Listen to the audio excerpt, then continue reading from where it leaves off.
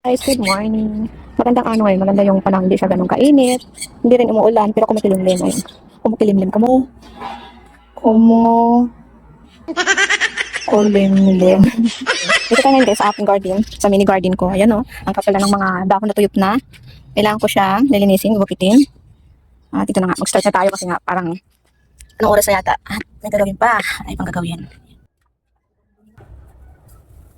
Puno may iba.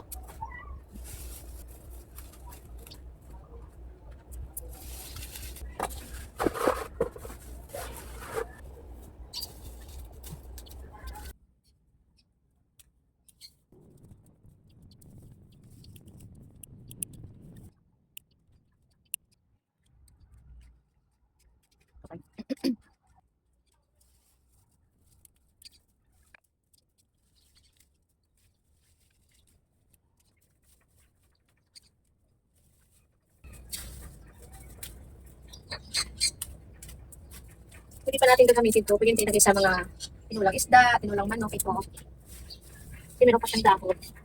Pagkalan na natin yung tuyot.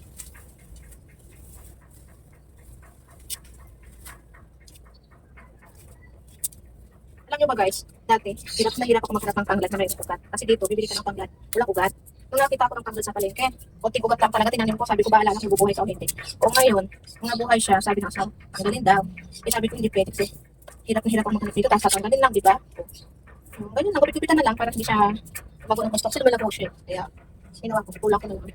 Tag-4 months na, di ba? Malaki yung Pasko. Kailangan natin to kasi baka mamaya makapuluto tayo ng lechon. Wow, lechon!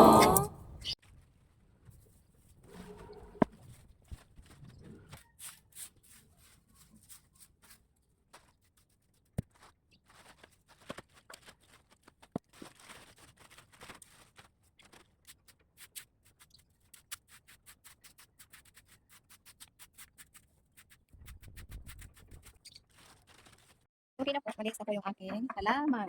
Wala na po yung mga nakakalat dyan, ng mga nakalaylay, yung mga dahon-dahon dyan ng mga tuyot na, tinanggal ko na rin. Sa ating tulang ko na rin yung aking tanglad. Ayan.